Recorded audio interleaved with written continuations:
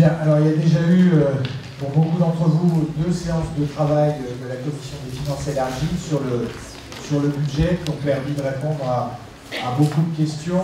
Puisque nos amis journalistes sont là, ce n'était pas ouvert à la presse, mais on a eu 2 séances à laquelle beaucoup d'élus ici ont participé par groupe. Ça a duré plus de 3 heures à chaque fois et ça a permis de répondre à beaucoup de questions en détail et avec les vice-présidents qui sont beaucoup impliqués et je les en remercie.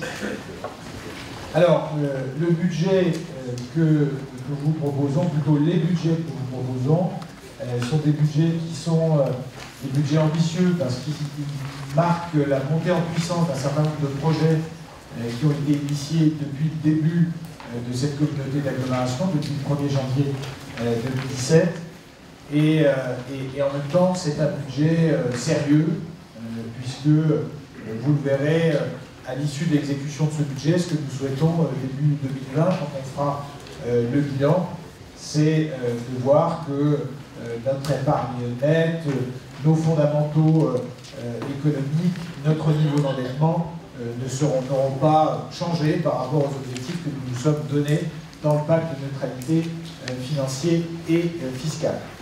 Alors, quelques points d'abord sur le budget principal, pour d'abord observer, vous le savez, que nous votons aujourd'hui un budget qui sera complété par un budget supplémentaire d'un montant d'un peu plus de 4 millions d'euros, 4 400 000 euros, que nous voterons dans quelques semaines, une fois que nous aurons un certain nombre de données qui nous manquent aujourd'hui. Mais pour l'essentiel, pour le gros des frais de fonctionnement et d'investissement, c'est donc sur ce budget primitif, ces budgets primitifs, que l'essentiel des dépenses et des recettes portent. Alors d'abord, sur le budget principal, et donc sur la section de fonctionnement. Vous l'avez vu, c'est un budget à un peu plus de 31 millions d'euros, 31,6 millions d'euros, 31 606 907 euros très exactement. Un budget qui est en augmentation de 2 millions par rapport à l'an dernier, et en crédit et en dépenses, un peu moins en dépenses en réalité. Et donc, pour ce qui est des dépenses proprement dites, ça représente 27,4 millions d'euros en dépenses de fonctionnement et un virement à la section d'investissement de 4,2 millions d'euros qui est prévu sur ce budget de 31,6 en fonctionnement. Alors, d'abord, un point sur les recettes de ce budget principal, c'est-à-dire sur le chapitre 73, le chapitre des impôts et taxes. Ce à quoi nous nous attendons, c'est un relatif dynamisme des produits fiscaux, d'après les évaluations qui nous sont transmises par la trésorerie, les trésoreries, en l'occurrence la trésorerie pour nous. On attend en particulier une hausse de la cotisation sur la valeur ajoutée des entreprises, la CVAE, de 305 000 euros, c'est les évaluations en décembre que nous a fourni la trésorerie. La revalorisation des bases de façon mécanique devrait permettre une augmentation des produits de 258 000 euros sur l'exercice 2019. Le versement transport qui est progressivement étendu à la communauté d'agglomération devrait permettre une augmentation de 210 000 euros des recettes fiscales. Et l'augmentation de la taxe sur les grandes surfaces commerciales que nous avons décidé ensemble, vous vous en souvenez, à la fin de l'année, devrait permettre de dégager un produit d'un peu plus de 50 000 euros supplémentaires.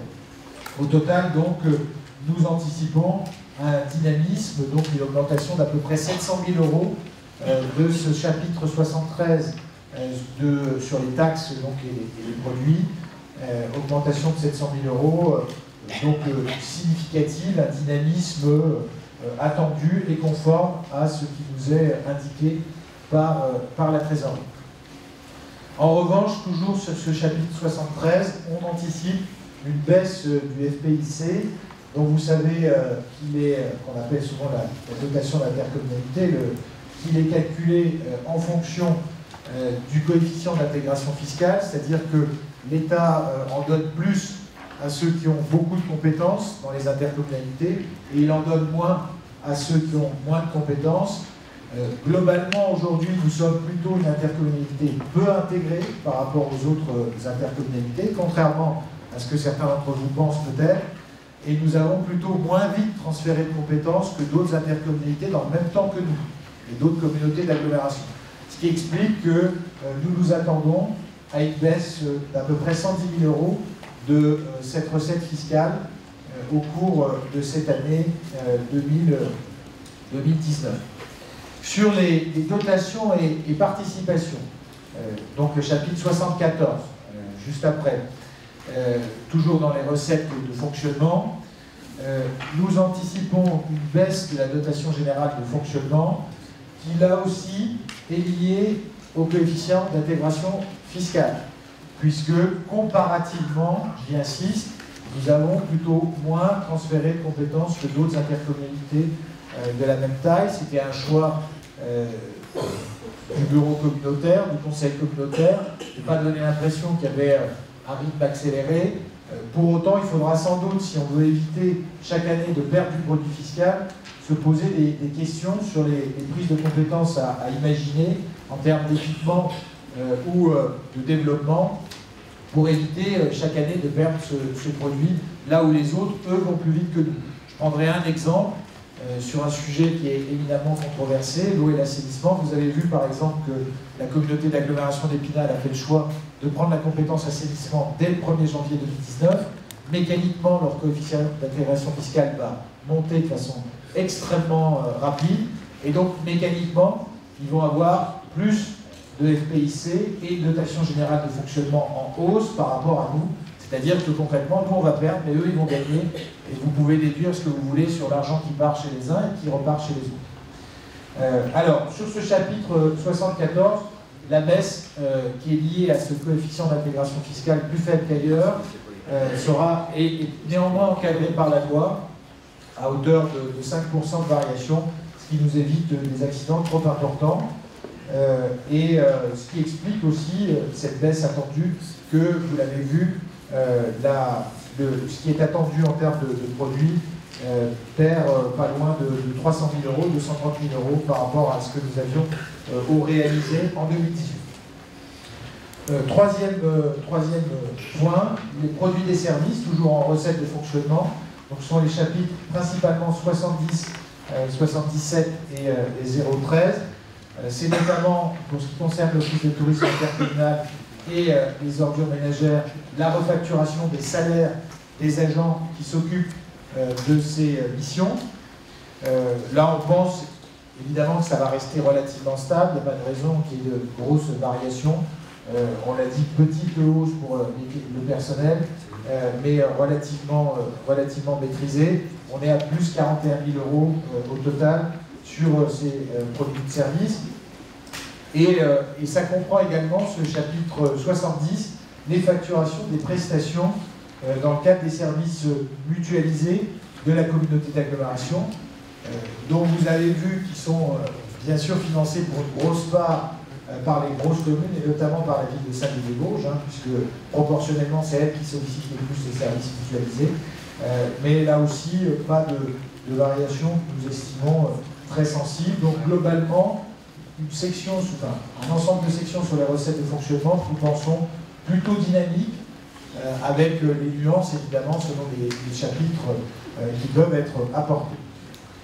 Sur les dépenses de fonctionnement, toujours sur le budget principal, on est à des dépenses réelles, là aussi, à 26,1 millions €. Pourquoi est-ce que je vous dis dépenses réelles? Parce que, évidemment, la question, c'est celle des atténuations de produits, donc des attributions de compensation, qui représentent presque 36% de notre budget. C'est-à-dire que par rapport aux chiffres qu'on peut trouver importants, il faut ôter quasiment un tiers pour avoir le vrai budget de la communauté d'agglomération, c'est-à-dire ce qu'elle a vraiment à dépenser dans les caisses, une fois qu'elle a donné tout ce qu'elle a donné aux différentes communes pour compenser le transfert de la fiscalité professionnelle. Au total, donc, sur ces dépenses de fonctionnement, on anticipe une hausse d'environ 700 000 € sur laquelle on reviendra, avec des grosses variations, vous l'avez vu, en fonction des postes, une baisse plutôt des attributions de compensation, et ça c'est lié au transfert, puisqu'on retire aux communes ce qu'elles percevaient à proportion de ce qu'elles ont transféré comme compétences, notamment pour Saint-Dié et le spectacle vivant. Et en revanche, une augmentation de la masse salariale des charges à caractère général, c'est normal. Ce qui est gagné d'un côté est perdu de l'autre. Ça doit toujours rester un jeu à somme nulle pour ce qui concerne les transferts. Bien sûr, il peut y avoir des prises de compétences nouvelles ou des choix de création de services, comme on l'a fait par exemple en créant un relais d'assistante maternelle à Provencher-la-Colroy ou à Corcieux. Ça, c'est des créations de services, donc c'est pas compensé par l'attribution de compensation, donc ça crée des charges de fonctionnement en plus. Et pour ce qui est des transferts, ils sont compensés, donc mécaniquement il y a une hausse de la masse salariale et une baisse de l'attribution de compensation en face. Alors, si on prend dans ces dépenses de fonctionnement les charges à caractère général, c'est-à-dire le chapitre 011, pour un montant d'un peu plus de 5,1 millions d'euros. Qu'y a-t-il dans ce chapitre? D'abord les transports, c'est le principal volet de ces charges, dont je rappelle que c'est une compétence qui est financée en face par une recette fiscale, le versement transport, une recette fiscale qui est plutôt dynamique en ce moment. Premier point. Ensuite, on a la délégation, enfin le marché qui a été passé avec l'Oranie sur le secteur, l'ancien secteur de Favre-Nord-Galilée et de la vallée du Bordeaux, puisque c'est un marché qui désormais est confondu pour les deux secteurs géographiques, à hauteur de 1,1 million d'euros dans ces charges à caractère général. Et puis on a le fonctionnement de la microcrèche de Saint-Léonard et des relais d'assistante maternelle, par exemple, qui sont compris dans ces charges à caractère général, dont on anticipe une relative stabilité. Sur les charges de personnel, le 0,12, que tous, en tant que maire, on traque dans son évolution, ça représente par rapport au vrai budget de l'agglomération, donc ôter ce que je disais tout à l'heure, des flux de près de plusieurs millions d'euros qui viennent en déduction du budget que vous avez sous les yeux, ça représente 36% des dépenses réelles de fonctionnement. C'est plutôt un ratio qui est raisonnable. Plus on s'approche de 50, vous le savez, plus ça sent, je ne sais pas quoi, mais enfin ça sent pas bon. Donc 36%, c'est bien, mais c'est à surveiller. Là aussi, il faut le dire, on est l'agglomération est dans une dynamique de développement de services, dans une dynamique d'investissement, dans une dynamique aussi de prise de compétences, subie ou voulue, et donc il faut vraiment surveiller d'assez près l'évolution de ces charges. Ça représente au total, sur ce budget, une augmentation d'1,3 million d'euros par rapport au budget de l'année précédente. Alors à quoi ça tient? D'abord, il faut bien distinguer la charge brute de la charge nette sur la question des salaires, c'est-à-dire la charge brute, c'est le chiffre de 1,3 million d'euros.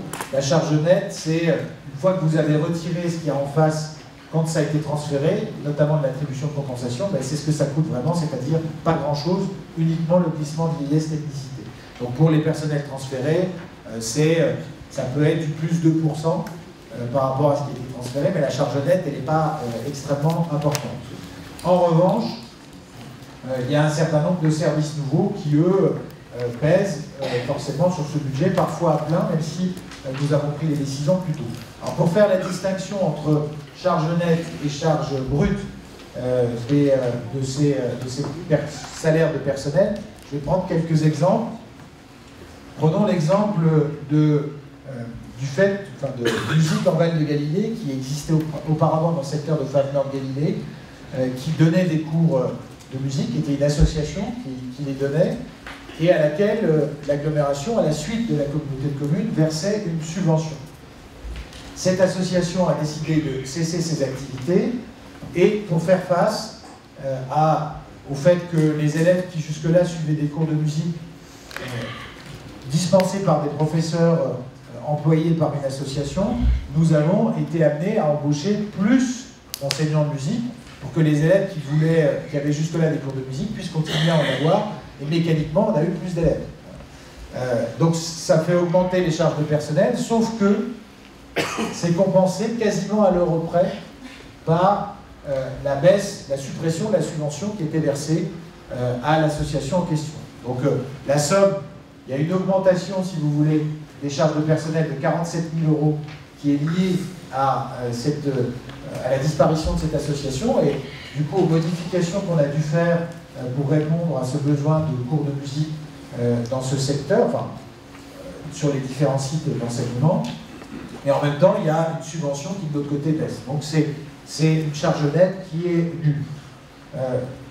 Sur le cas par exemple, du spectacle vivant, les plus 700 000 € en charge de personnel liés au spectacle vivant, c'est la même chose.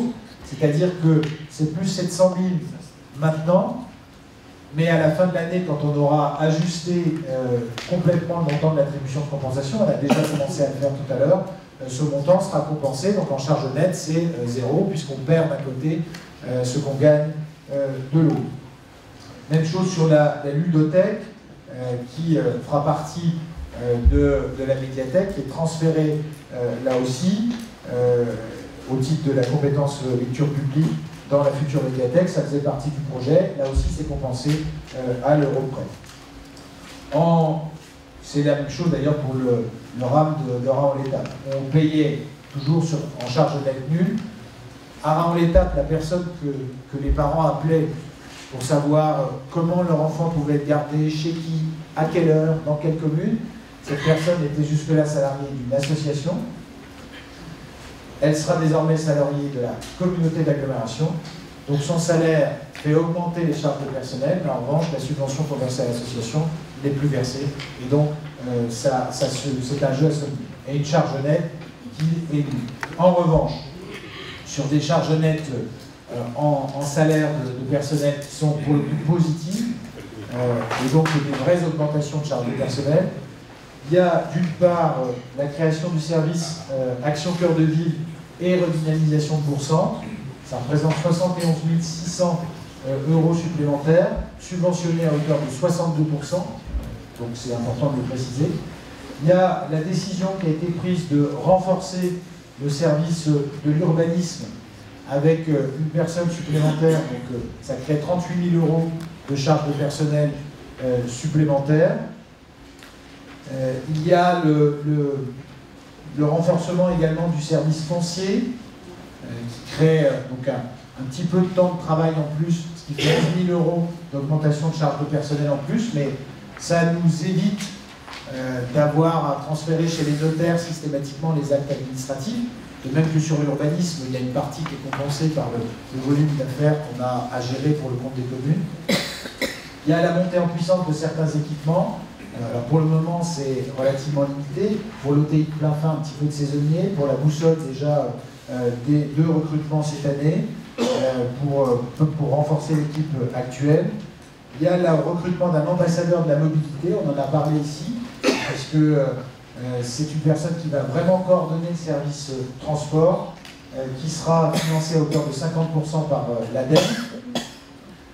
Et d'ailleurs, je crois qu'il y a eu une commission de recrutement hier, avec les vice-présidents concernés. Et puis, il y a des charges de personnel à hauteur de 25 000 € dans ce budget supplémentaire qui correspondent à l'élaboration d'un contrat local de santé, avec quelqu'un qui va s'en occuper, financé à 50% dans nos services. Sur les autres charges de gestion courante, le chapitre 65, il n'y a pas de très grandes variations qui sont prévues en fonctionnement. Ces dépenses couvrent les indemnités des élus, les frais annexes, les reversements qui sont liés à l'ancienne communauté de communes du Val de Menée, les contributions à certains organismes, comme par exemple au pôle métropolitain du Sillon-Lorrain, les remboursements de frais aux communes pour la gestion des services communautaires. C'est également dans ce chapitre 65 que se trouvent les subventions versées aux associations,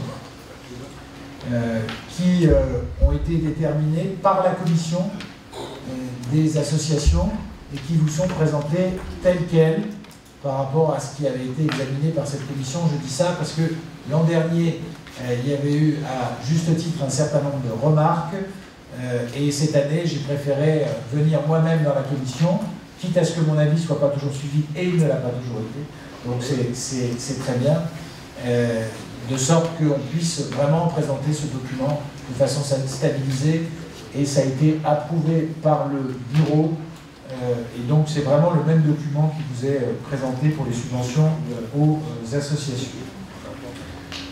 Toujours dans la section de fonctionnement, sur les charges exceptionnelles, chapitre 67 et les autres charges, chapitre 66, 68 et 022, ça comporte essentiellement la subvention d'équilibre versée à l'Office du tourisme intercommunal, donc on nous a dit qu'elle est en légère baisse, de 33 000 €. Donc c'est bien, même s'il y a un peu plus en personnel. Ça comporte aussi la participation versée en compensation de charges pour l'utilisation du centre aqualudique Aquanova par les scolaires du territoire de l'agglomération et pour l'extension du tarif réduit à tous les habitants de l'agglomération pour l'accès à ce service. Le chapitre 66 qui est lié aux intérêts liés à la dette reste faible, on est à 230 000 € seulement sur ce chapitre pour le budget général. Sur le chapitre 68, c'est les provisions et il a été abondé de 60 000 €. Il s'agit d'anticiper une dépréciation d'actifs pour les participations que nous avions dans la société d'économie mixte Métaval à Bande-la-Vigne. Et d'une provision pour un certain nombre de risques d'impayés. Et puis, vous avez vu que sur le chapitre 022, c'est-à-dire les dépenses imprévues, nous avons inscrit dans ce budget primitif 100 000 €. Alors, si on passe à la section d'investissement, c'est la première fois que je vous donne ce chiffre, mais il est intéressant à retenir. Si on prend la réalité du budget de fonctionnement, je vous ai dit tout à l'heure qu'il fallait déduire 36%. Et qu'on additionne le montant de l'investissement pour avoir le vrai budget, et qu'on regarde ce que notre investissement représente par rapport à l'ensemble des sommes que nous dépensons, on peut dire, et je crois que c'est assez positif, que l'agglomération investit plus de 36% de son budget général. Et c'est assez rare pour mériter d'être noté. Et ça traduit une bonne santé financière et une volonté d'aller de l'avant. C'est rare que les collectivités arrivent à des taux pareils en termes d'investissement. Alors, cette année, le volume d'investissement en première apparence que nous vous proposons de voter a l'air relativement proche de celui de l'année dernière. On était sur le BP 2018 à 10 568 981 et on est cette année à 11 56 004, c'est-à-dire un peu plus de 500 000 € de plus, mais dans l'ensemble, ce n'est pas une variation extrêmement significative. Pour autant,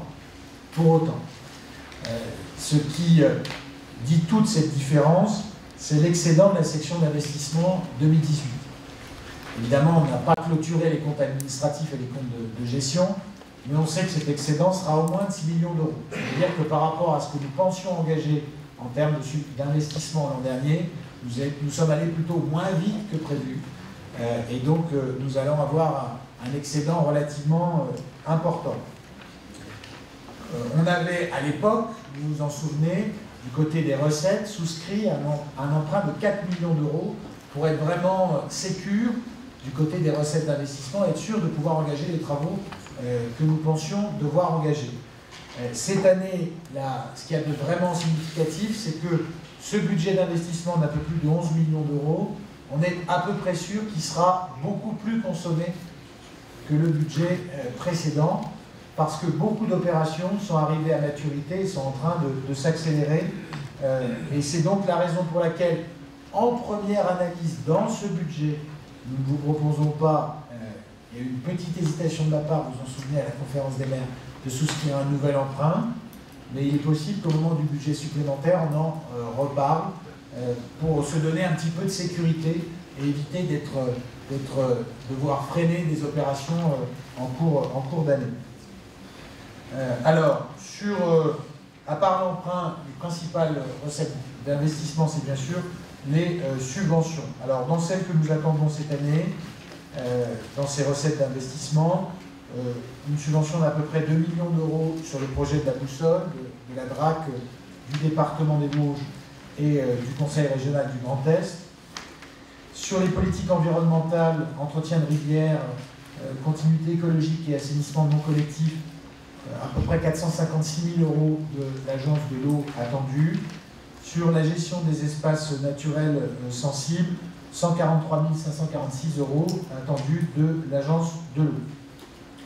On attend également des subventions sur l'achèvement de l'opération de la voie verte à Étival-Clairefontaine, des reliquats de subventions sur une opération qui est terminée, à hauteur de 114 916 euros. On s'attend également en recettes d'investissement toujours à percevoir 230 000 euros de subventions pour la réalisation d'un bureau de l'Office du tourisme intercommunal à plein fin, donc essentiellement du Fonds de soutien à l'investissement local, du FSIL, une subvention du département et du commissariat du massif des Vosges, donc de nouveau de l'État. On attend également une subvention de la DRAC, donc de l'État, sur l'étude de valorisation touristique du château de Pierre-Percé, les travaux à hauteur de 178 000 euros, et une subvention de 14 100 euros pour l'étude sur les aires de camping-car. Bien sûr, les études sur lesquelles on est déjà revenu sur l'accélération du plan local d'urbanisme intercommunal sera aussi financée en partie par des subventions. On s'attend à 320 000 euros de subventions pour les bâtiments administratifs qui sont en cours d'achèvement à Saint-Dié-des-Vosges et 490 000 euros de subventions de la part du département pour le déploiement de la fibre optique. Pour le chapitre 10, c'est une régularisation du versement du FCTVA qui explique cela, et on ne prévoit aucune cession importante en 2019. Alors, sur les dépenses d'investissement, comme je le disais, 11 27 337, en réalité 11 56 004, une fois on a réintégré les opérations d'ordre. Ça correspond à une accélération des travaux et donc des montants effectivement mandatés. Pour le dire, cette année 2018, en mandatement réel, on était à peu près à 2,5 millions d'euros à ce jour, mandatés, et on devrait passer à 8 millions sur l'exercice budgétaire 2019, ce qui montre que le fameux délai que nous connaissons dans nos communes de 2 ou 3 ans pour monter un projet, ce délai, on le retrouve à l'agglomération de fait sur beaucoup d'opérations. Et c'est ce qui explique que cette année, ça va s'accélérer, ce sera une année d'accélération pour les projets communautaires. Le chapitre 16 sur les remboursements d'emprunt va évoluer un peu à la hausse, donc à 771 800 euros, sous l'effet notamment de la reprise des emprunts des 2 budgets annexes bâtiments relais qui ont été clôturés, vous vous en souvenez, le 31 décembre 2018. Alors, si on regarde sur l'ensemble des projets d'investissement qui sont envisagés à ce stade, en dehors des fonds de concours bien sûr, dans ce budget, les principales opérations, la consolidation patrimoniale et la valorisation touristique du château de Pierre-Percé. On en a déjà parlé, typiquement un projet dont on parle depuis un moment, et là ça va s'engager effectivement, avec une première phase de travaux qui est prévue en octobre 2019, restauration du monument classé, traitement de la végétation, et puis une deuxième phase en 2020. Dès cette année aussi, toujours sur ce château, l'étude de valorisation touristique sera menée, donc ça nous amènera à engager les sommes que vous avez sous les yeux, avec là pour la valorisation touristique, des travaux qui seront seulement prévus en 2020. Dans le petit tableau des autorisations de programme, c'est une partie de ce que, et des engagements, c'est une partie de ce que vous avez sous le titre budget tourisme et mobilité. Sur le projet de création d'un centre de la mémoire à Mousset, on repart donc avec une nouvelle impulsion, 2 dimensions.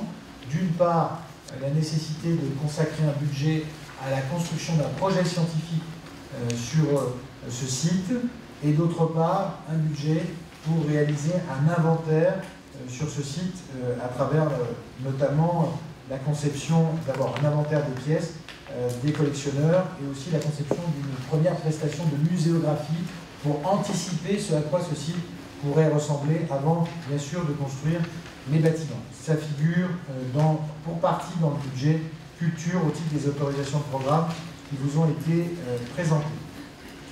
Sur la boussole, vous savez que là aussi, projet voté déjà il y a plusieurs mois, même, ça fait plusieurs années, au tout début de l'intercommunalité de Saint-Dié-des-Vosges, l'ancienne, et maintenant de l'agglomération.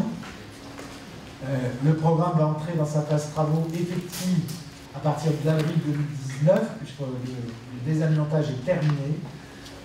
Près de 50% du programme devrait être terminé à la fin de l'année. Sachant que, tout compris, on était sur un montant de travaux maîtrise d'œuvre comprise de 14 millions d'euros.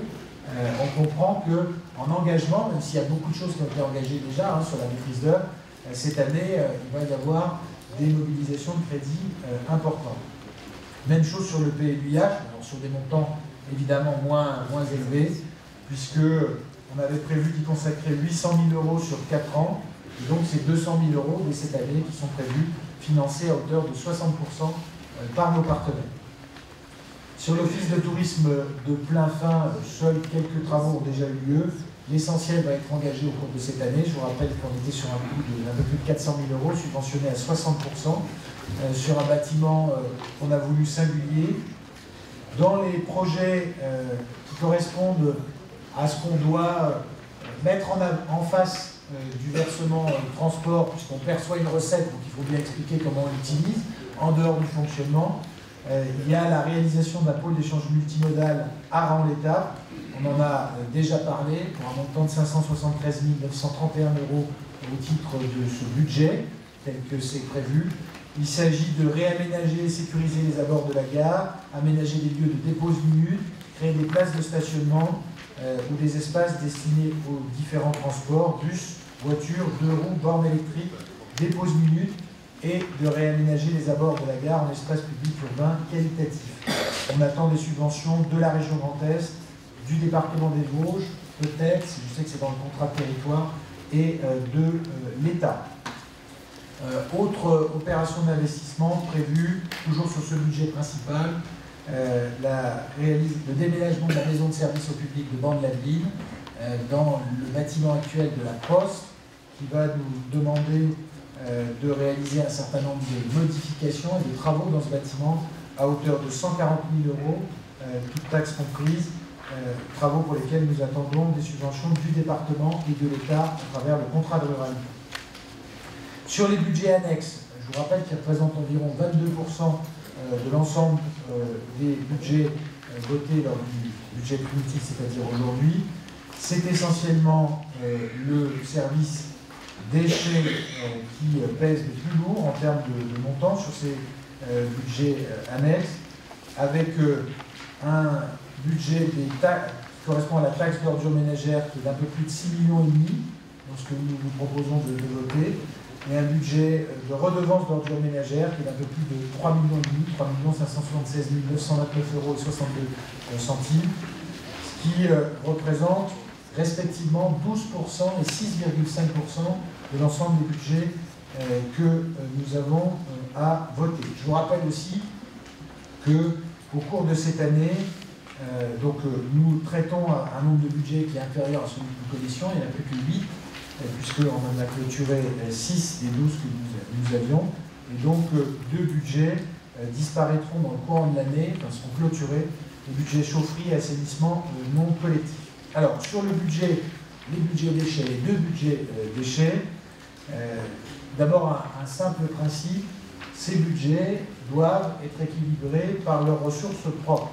Je le dis parce que, on le sait, dans certaines communautés communes, il y avait un apport du budget principal au titre, ce dont nous nous sommes aperçus au moment des fusions. Une étude d'optimisation est actuellement en cours sur le fonctionnement de ce service. Elle doit nous permettre collectivement de nous positionner sur l'avenir du service, sur son mode de financement et son mode de gestion, avec un rendu à la fin du premier semestre 2019. Autant dire, mes chers collègues, qu'une grande partie des choix que nous aurons à faire en matière d'harmonisation de notre système de collecte des ordures ménagères, je dis bien de collecte, seront à effectuer ces choix au cours de cette année 2019 pour sans doute une mise en œuvre en 2021-2022. Et donc l'année, pour les membres de la commission déchets, pour l'ensemble des collègues, va être consacrée pour une large part à cette préparation, avec tout de suite une précision.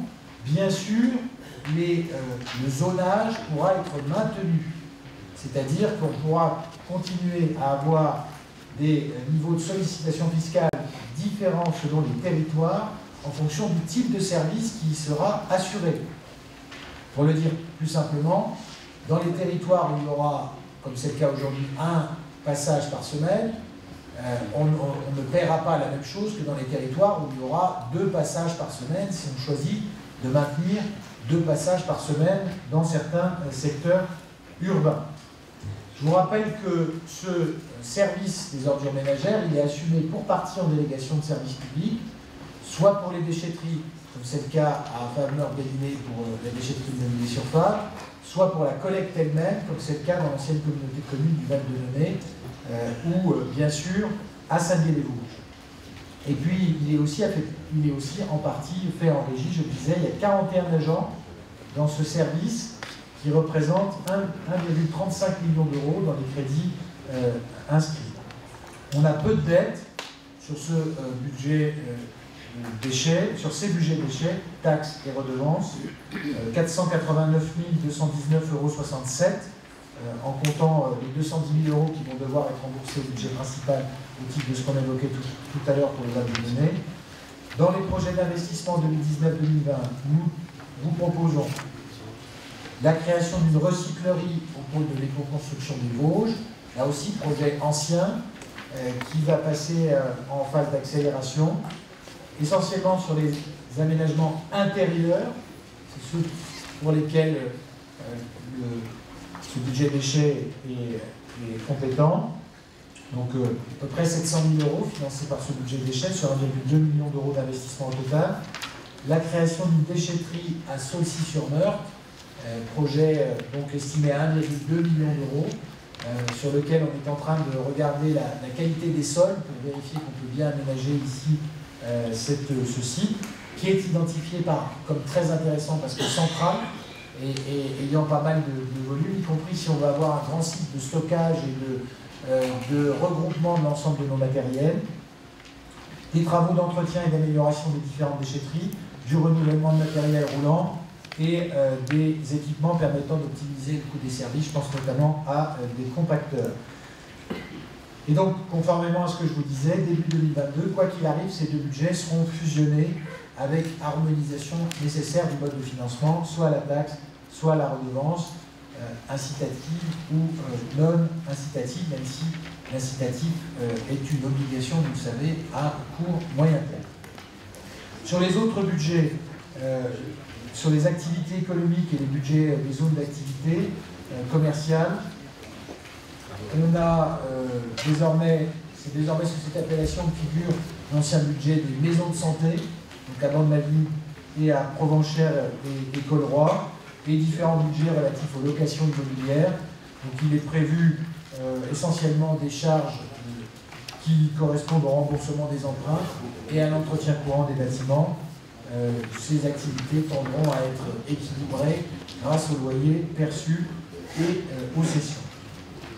Il reste également un budget zone d'activité commerciale qui permet de suivre le stock de terrain de l'ancienne communauté de communes de Saint-Dié, et notamment dans le secteur de Saint-Léonard, sur la zone de Mardichon. Sur l'assainissement non collectif, c'est un budget qui porte essentiellement pour les anciennes communautés de communes des Hauts-Champs et du Val-de-Neuilly.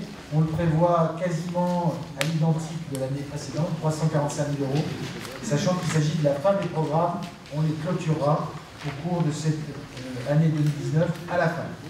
Et puis sur le budget chaufferie et bois, qu'on estime donc à 184 130 €, là aussi la restitution de compétences est applicable au 1er janvier 2019. C'est un budget donc, de transition avant l'extinction de ce budget qui va être clôturé fin 2019. 2019. Voilà, en gros sur les différents budgets qui sont proposés à votre approbation. Je disais donc une montée, une accélération des projets déjà lancés par l'agglomération, en investissement et en fonctionnement d'ailleurs. Pas de grande révolution, ni dans les prises de compétences par rapport à ce qui a été décidé en 2018, ni dans les investissements nouveaux, à l'exception peut-être du pôle d'échange multimodal de Raon-l'Étape, qui est pour le coup un investissement nouveau, mais encore une fois, ça correspond à ce qu'on doit mettre en face du budget du versement transport. Il faut qu'on puisse justifier aux entreprises du fait qu'on le dépense dans un certain nombre de secteurs. Et pour le reste, un budget plutôt maîtrisé, sérieux avant 2020 et sans doute un grand bouleversement s'il n'y a pas de modification de la loi NOTRe sur la question de l'eau et de l'assainissement. Voilà. Alain, évidemment, moi-même, nous tenons disposés à répondre à toutes les questions. Est-ce qu'il y en a? Je donne la parole. William. Je voudrais d'abord saluer l'initiative qui a été prise de faire des commissions qui peuvent prendre une toute autre forme dans l'avenir, mais qui ont permis au moins de s'imprégner des masses budgétaires relatives à des développements d'action ou à de l'exercice d'une mission. Il y a eu au moins ce mérite qu'on regarde et qu'on voit, hein, et non pas de voter un budget en le présentant, dire vous l'avez reçu, on le vote, qui est contre, qui est pour. Donc ça, c'est idée-là. Le deuxième satisfait, c'est sur la présentation aujourd'hui de ce budget, qui est quand même quelque peu détaillé en masse budgétaire, même si pour certains d'entre nous, ça peut rester encore un peu confus ou pas suffisamment détaillé. C'est une deuxième satisfaction que je tiens à souligner. La troisième chose, c'est que je voudrais qu'on prenne conscience qu'on n'est pas à la recherche de coefficients d'intégration fiscale pour de l'intégration fiscale. À mon avis, si on se donne comme objectif le recherche d'intégration fiscale et qu'on adapte les moyens à la recherche d'intégration fiscale, on se trompe complètement. On sait très bien que le transfert de compétences produit du CIF, mais qu'on ne fait des transferts de compétences que parce que c'est utile, cohérent et indispensable au fonctionnement, et non pas pour faire de la recette fiscale. Ça, c'est la troisième chose. Enfin, je reste néanmoins, compte tenu des investissements en cours et des frais de fonctionnement futurs, préoccupé par rapport à l'équilibre de nos futurs budgets. Celui-ci est équilibré. Je reste quand même préoccupé à l'équilibre de nos futurs budgets et de notre futur budget principal. Si l'on veut avoir comme objectif premier la stabilité fiscale que l'on s'est fixée. On sait que l'on n'a qu'un seul moyen, qu'un seul levier, c'est la fiscalité. Alors, soyons prudents, soyons vigilants, notamment sur les charges personnelles. On a bien compris que le doublement affiché des charges personnelles d'une année à l'autre n'est pas un doublement, puisqu'il y a les attributions de compensation. Et j'ai dit, lors de la séance de travail que nous avons fait à l'espace Mitterrand, qu'il manquait dans la présentation, on ne peut pas le faire dans une présentation budgétaire, elle serait fausse, mais qu'il manquait dans la présentation qu'il a faite une colonne qui serait finalement de recettes. Par exemple, dans le domaine de la culture, on pourrait avoir une colonne recettes qui représenterait la masse de transfert oui, j'ai perdu le nom. L'attribution de compensation. Voilà. Donc, quelques réflexions. Satisfaction sur l'organisation, à peaufiner et améliorer encore. Satisfaction d'avoir une sorte de présentation détaillée, même si on ne va pas à l'article par article. mais aussi attention à ne pas faire du CIF pour du CIF, ça c'est très important. Et quatrièmement, attention à la prudence, notamment des dépenses de fonctionnement et de l'endettement, pour l'équilibre de nos futurs budgets. Alors, on reste sur les deux points. Sur le coefficient d'intégration fiscale, évidemment, ce n'est pas l'objectif principal. Mais je crois qu'on est bien conscient ici qu'on en a en partie sous le pied. Je pense notamment aux équipements sportifs. Pour prendre un exemple très simple, aujourd'hui on a des équipements sportifs qui sont d'intérêt communautaire que nous gérons à Saint-Michel-sur-Meurthe, à Corcieux et à Saint-Jean-d'Ormont.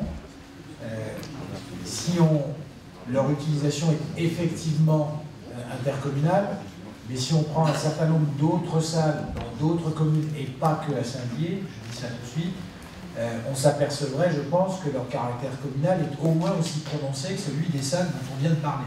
Donc, il y a des questions qui se poseront forcément sur cette question-là. De même que sur le service des sports dans son ensemble. Est-ce que si on construit une politique sportive à moyen terme, on n'a pas intérêt à avoir un service qui est intégré? Aujourd'hui, je prends un exemple très concret, une grande partie des démarches, malgré l'excellence du travail des Coraux dans le monde associatif, et bien une grande partie des démarches en matière sportive de l'agglomération, quand il s'agit d'aller voir tel ou tel club, sont accomplis par les services de la ville de Saint-Dié. Est-ce que ça doit toujours être comme ça, ou est-ce que ça doit être modifié?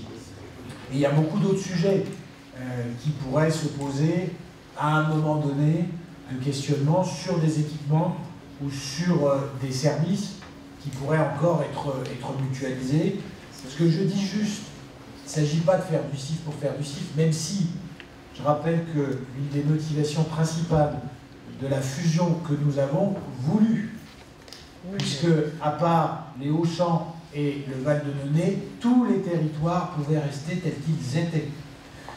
Et je rappelle aussi que tous les conseils communautaires ont voté pour la fusion et pour la création de l'agglomération. Ça va mieux en le disant. Et donc, la fusion que nous avons voulue, elle était notamment voulue parce qu'elle permettait de créer, d'avoir une dotation de fonctionnement qui augmentait à peu près 2 millions d'euros par rapport à l'addition de nos différents budgets. Et c'est ce qui s'est passé. C'est-à-dire qu'en dotation générale de fonctionnement, par rapport à ce que représentaient les différentes communautés de communes additionnées, nous avons tout retiré en attribution de compensation haute, 2 millions de plus, qui sont arrivés dans le budget et que l'État nous redonne. Et donc, pour saluer le fait que nous avons fusionné et créé une agglomération.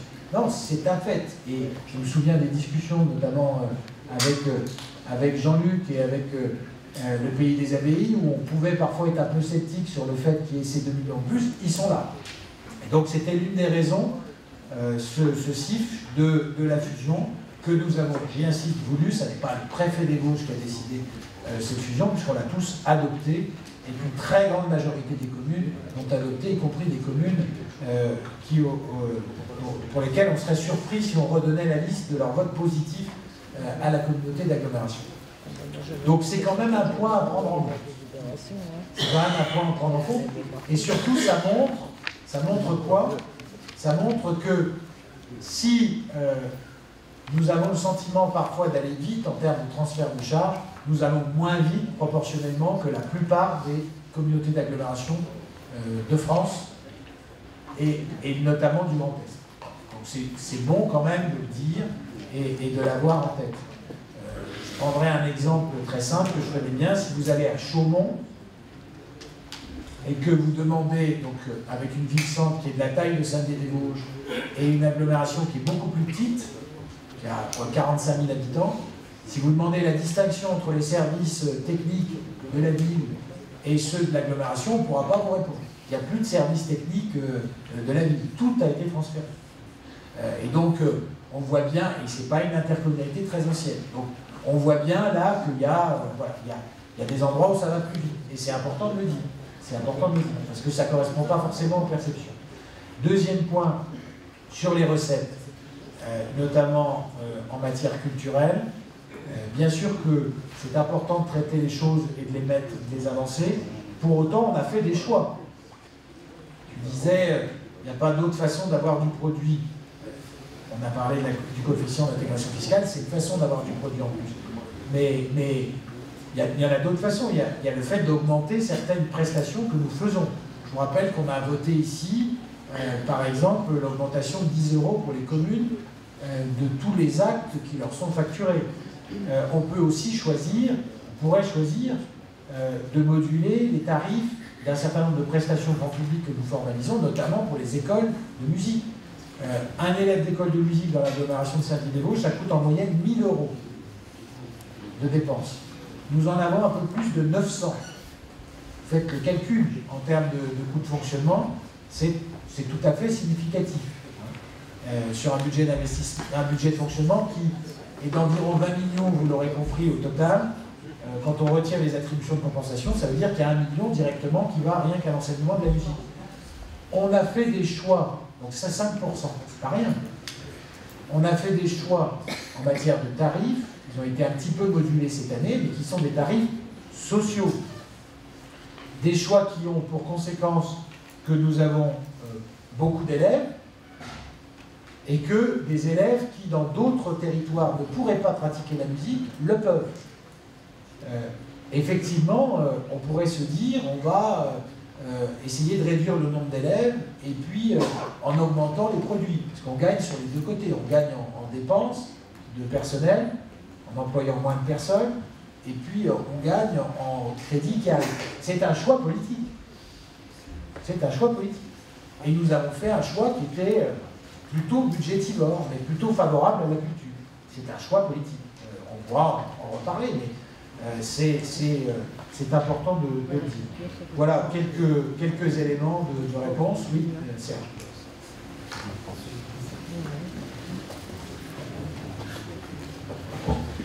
Oui, je pense qu'effectivement, on ne doit pas opposer ambition et sérieux.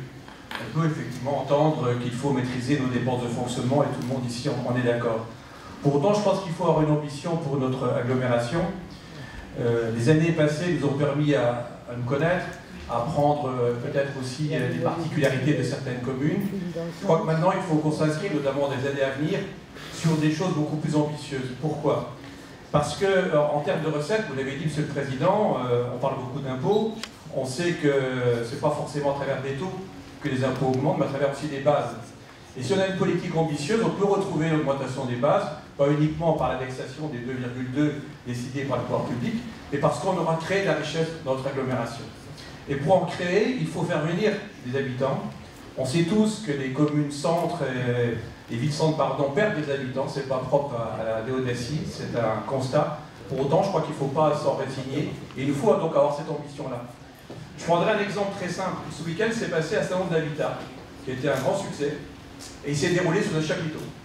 Pour un salon d'habitat, notamment du bâtiment, c'est un peu paradoxal, mais les mettre sur le chapiteau.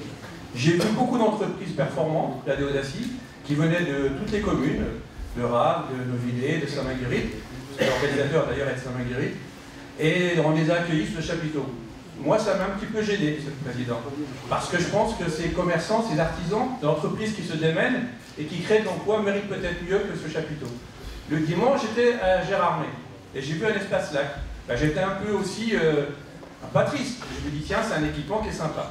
Donc ce sont des exemples, peut-être que je provoque, mais je voudrais aussi qu'on réagisse tous.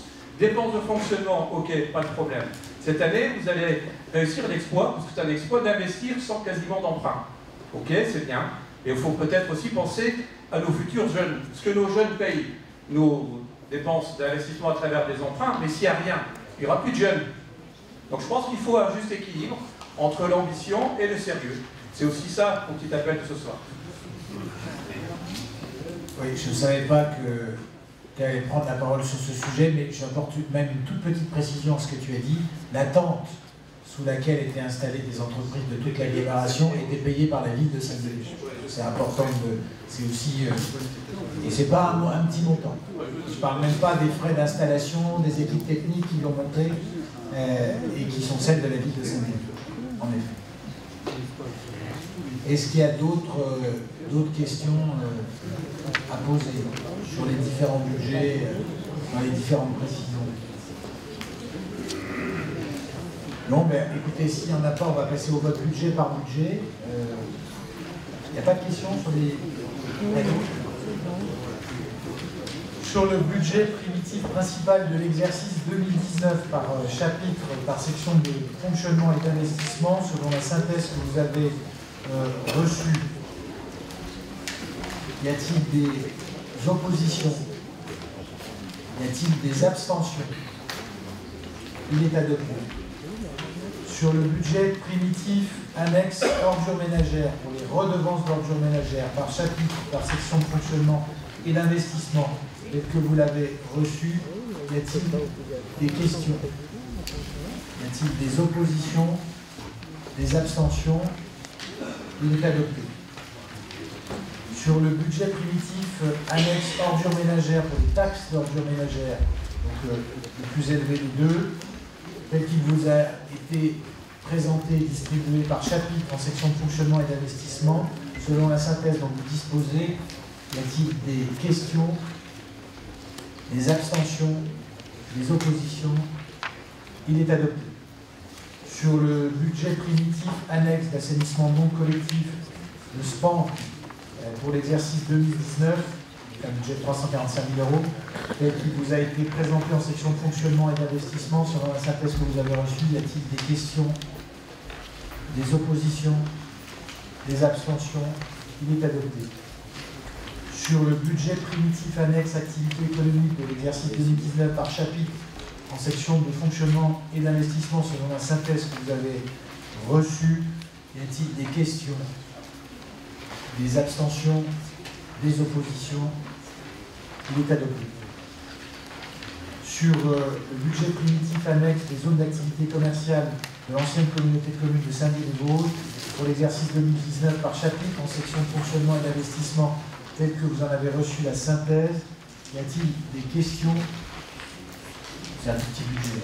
Des oppositions, des abstentions? Il est adopté. Enfin, sur le budget primitif chaufferie bois de l'exercice 2019 par chapitre en section de fonctionnement et d'investissement, selon la synthèse que vous avez reçue, y a-t-il des questions, des oppositions, des abstentions? Il est adopté. Je vous en remercie et donc je suspends la séance pour les signatures des documents budgétaires. Nous prenons dans un quart d'heure.